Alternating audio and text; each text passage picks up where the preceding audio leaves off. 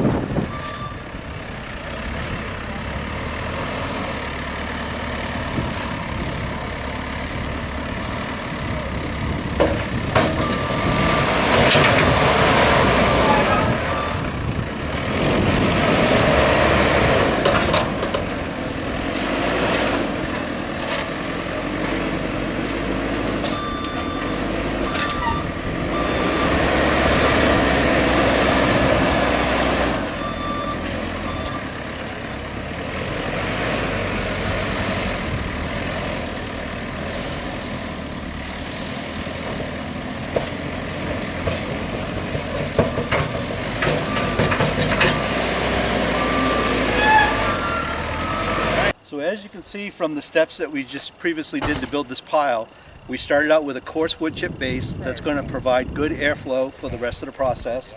We put about a 15 to 18 inch bed of active horse manure. You may have noticed as he broke into the horse manure pile, you started to see a bit of heat because it is always composting on its own whenever it's in a pile. Then on top of that, we added some fresh food scraps that have been collected from the community. They have a really awesome program. We finished with 3 yards of cover that's going to help keep the pile insulated, help it to compost quickly, but the best part is going to control odors, and it's going to provide a really excellent compost product when all is said and done. Hi, I'm Victor Horton from Maine Resource Recovery, also the FRC. Here with Cynthia Kirk, the Director of the Solid Waste at Skowhegan Transfer Station. I have a few questions for you, Cindy. Sure. So when did you get into composting? Like, when did that start? Well, I've been working for the town of Skowhegan going on 14 years. And when I started, this facility already had an amazing composting program run by the previous director.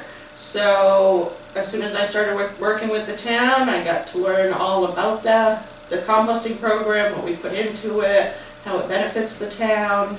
I have attended the Maine Compost School, went through that program as well to learn as much as possible, and been working on it ever since to make it as best we can. Okay. Is it hard? I noticed you have a lot of different piles for your feedstocks. Was it hard to source those, or are people readily available to, like, give you sawdust, give you leaves? Luckily in Skowhegan, of course, we have the Skowhegan State Fair, and that's where we actually do get a lot of our feedstock from. When that comes to town and when everything's cleaned out at the end of the fair. We also have some very generous horse farms in town that are always looking for a way to clean up the horse manure and the bedding. So we've been very fortunate to have a lot of people that are right here close by to provide that necessary ingredient. Nice. Are the public, like, eager to get your compost when it's growing season? And do you charge them, or is it free, or how's that work? We don't charge our residents for the compost, and I am always getting calls first part of spring, is there compost available, ready to go. We do supply the compost. We have a pile over at our Public Works garage. It's a little bit easier for them to get in there and get it at any point because that is available. It's not gated off, it's available anytime they can get there. And every year after we screen our compost, get that all ready to go. If they need more in their stockpile over at our Public Works department, we will pile it up over there. And if not, we have been able to also sell it the past few years for a very reasonable price. A lot of it's being used when people need a new septic system and stuff like that. But for our residents, it's always been free, and I don't plan on making a change to that. Nice. Just one more question. I noticed it's very rural around here. How are the animals? Do you have a lot of foraging and that sort of stuff? I haven't seen a lot of foraging out in the piles. When we do add the food scraps that come in from our residents and also a couple businesses, we make sure that they get buried right away as quickly as we can. So yes, you're going to see the occasional turkey poking around, but really no issues with any vermin or anything like that with the piles. We've always been taught, as long as you're managing your piles, you can really eliminate those issues. Okay, any thoughts as we wrap this up? Just want to say that the compost program here in Skowhegan is a great benefit for our residents. It includes all the leaf and yard waste or leaves mainly, that our Public Works Department picks up for our residents within the urban compact area. That saves a lot on disposal, having to throw away leaves. Let's make something out of it instead. And it continues to grow. Everybody's looking at how much food waste there is going into the landfills, and this is a great way to get it out of the landfills and actually do something good with it. Nice. Thanks very much. We're here with Cynthia Kirk at Skowhegan Solid Waste, Skowhegan, Maine. Thanks, Cindy. Thank you, Victor. So here at the Skowhegan transfer station, we allow residents to drop off their food scraps and food waste. We have these two brightly colored bins out here right by the public store. It's available anytime that we're open, and we've had a huge response. People bring up their food scraps, food waste every week. You can see in here, it's great material that we can turn around, mix into our compost program, which makes an even better compost material for our residents, which is free to them for our highway department, and also saves the town a lot of money on disposal costs. All right.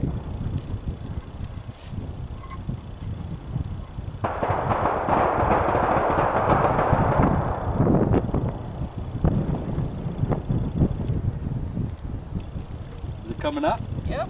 All right. Zoom in on this thermometer here. Oh, yes it is. Right. About 120. All right. Perfect. Where it should be.